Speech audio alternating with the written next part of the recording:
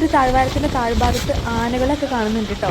ഏട്ടൻ അതൊക്കെ കണ്ടിട്ടുണ്ടായിരുന്നു. ഞാൻ കണ്ടിട്ടില്ല, പോയി നോക്കിയിട്ടില്ലായിരുന്നു. അങ്ങനെ ഞങ്ങളിത് അമ്പലത്തോട്ട് കയറുകയാണ്. എപ്പോഴും മഴയായിരുന്നു. നമ്മളിവിടുന്ന് നാട്ടിൽ നിന്ന് പോകുമ്പോൾ ഇത്ര മഴയില്ലായിരുന്നു. അത് കരുതി നമ്മൾ ഈ ട്രിപ്പ് ഒക്കെ കൊണ്ട് പോകാൻ വിചാരിച്ചേ. പക്ഷേ പോയി കഴിഞ്ഞപ്പോൾ തൊട്ട് ഫുൾ മഴയായിരുന്നു കേട്ടോ. അപ്പോൾ ഇതാണ് ക്ഷേത്രം വന്നിട്ട്.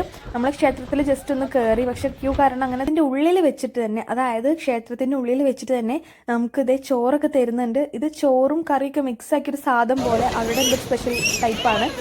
ഇവിടെ ഒന്ന് കയറി നോക്കി, നിങ്ങൾക്ക് എന്തായാലും ഇവിടുത്തെ ആംബിയൻസ് ഇഷ്ടമാവും.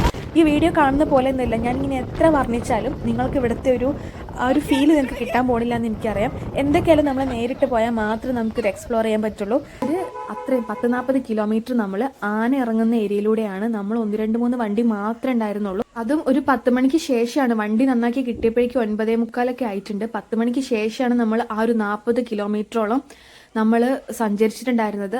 അങ്ങനെ ബ്രഷിങ്ങിലേക്ക് കിടക്കുകയാണ്. എൻ്റെ സ്കിന്നൊക്കെ കൂടെ ഒരു കഥയായിട്ടുണ്ട്. പാറപ്പുറത്തിൻ്റെ ഒരു ഫീലായിരുന്നു. കാരണം അത്രയ്ക്കൊരു റഫായ മാതിരിയാണ്. ഈ തണുത്ത കാറ്റും വെയിലും മഴയും ഒക്കെ കൊണ്ട് ഫുൾ സോ ബ്രേക്ക്ഫാസ്റ്റ് ഒക്കെ അതേ വിഭവസമൃദ്ധമായിട്ട് എന്നെ ഒരുക്കിയിട്ടുണ്ട്.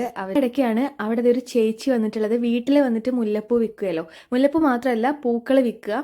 അവർ ഓർഡറൊക്കെ എടുക്കും. കല്യാണമൊക്കെ ഉണ്ടെങ്കിൽ പറഞ്ഞാൽ ആ ദിവസം വരും. ഇതിപ്പോൾ വെറുതെ വന്നതാണ്. അങ്ങനെ ഞാനിതേ ടക്കെന്ന് റെഡി ആയിട്ടുണ്ട്. ഞാൻ മാത്രമല്ല, എല്ലാവരും റെഡി ആയിട്ടുണ്ട്. അപ്പു ആണെങ്കിൽ ഇതേ ഒരു സെറ്ററിൻ്റെ ഉള്ളിൽ കയറി കൂടിയിട്ടുണ്ട്. എനിക്ക് വലിയ വിശപ്പില്ല എന്നായിരുന്നു. പക്ഷെ ഫുഡ് മുന്നിൽ എത്തിയപ്പോഴായിരുന്നു മക്കളെ എൻ്റെ വിശപ്പ് ഞാൻ അറിഞ്ഞത്.